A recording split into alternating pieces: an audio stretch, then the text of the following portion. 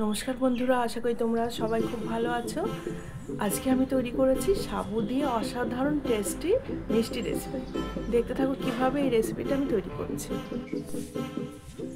এখানে আমি মাঝারি সাইজের সাবু নিয়েছি, এটাকে জলে ভিজিয়ে রেখেছিলাম, নরম হয়ে গেছে। এবার আমি এটাকে জল ঝরিয়ে নিচ্ছি। এখানে সাবুটাকে জল ঝরিয়ে নিয়েছি, একটা প্লেটের মধ্যে ঢেলে নিয়েছি। এবার এটাকে আমি হাত দিয়ে চটকে নেব। সাবুটাকে মেখে নিয়েছি। এবার এর মধ্যে 1 টেবিল স্পুন মতো মিল্ক পাউডার দিচ্ছি, আর দিচ্ছি সুগার পাউডার।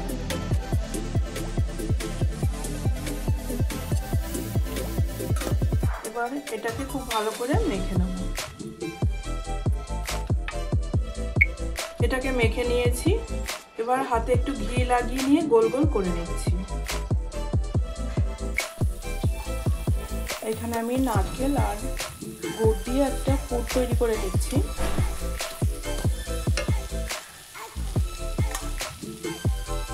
এবার এর মধ্যে দিয়ে দিচ্ছি আমি একটু মাখা সন্দেশ। এটা থাকলে দেবে, না থাকলে দেওয়ার কোনো দরকার নেই। এর সাথে খুব ভালো করে মিশিয়ে নেব।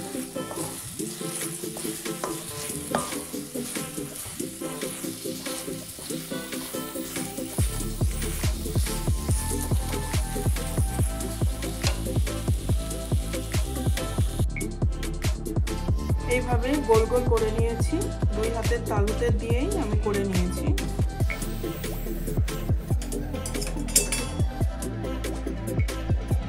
নারকেলটা থেকে এইভাবে গোল গোল করে নাড়ুর মতো করে নিয়েছি।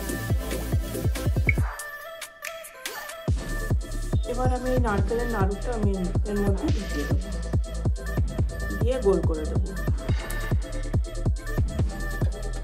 এখানে আমি লিকুইড দুধ নিয়ে নিয়েছি, এটা আগে জাল দেওয়া ছিল, আর একটু ঘন করে দিচ্ছি। এর মধ্যে দিয়ে দিচ্ছি তেজপাতা, এলাচ দিয়ে দিলাম।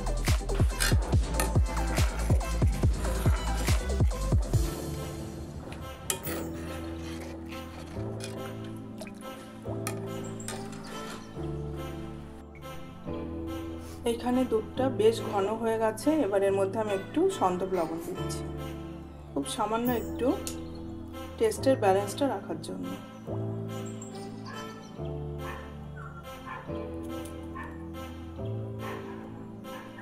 এবার এর মধ্যে আমি এগুলোকে দিয়ে দিচ্ছি।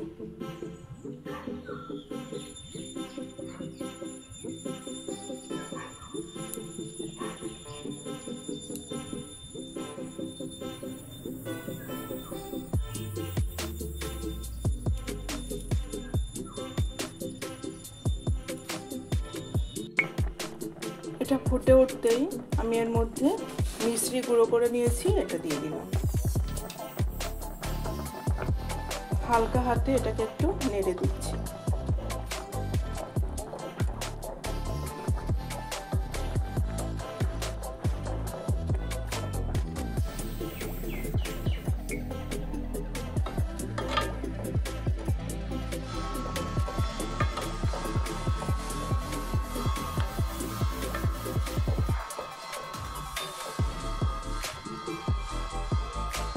এখানে তোমরা মিষ্টিটা যেরকম খাবে ঠিক সেই পরিমাণেই দেবে।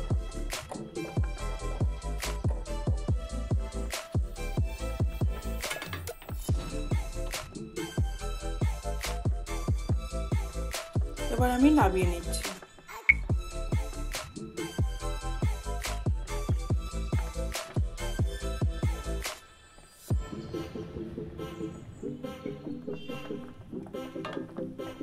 এগুলো ফুলে বেশ বড় বড় হয়ে গেছে, এবার নামিয়ে নিচ্ছি।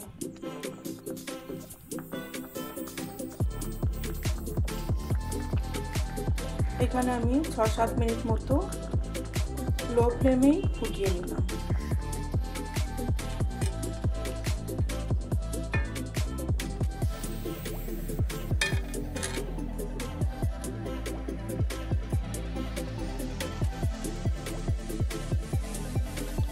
এখানে একটা প্লেটে তুলে নিয়েছি। আর এর উপর দিয়ে একটু ভাজা বাদাম ভেঙে নিয়েছি, এর উপর দিয়ে ছড়িয়ে দিচ্ছি।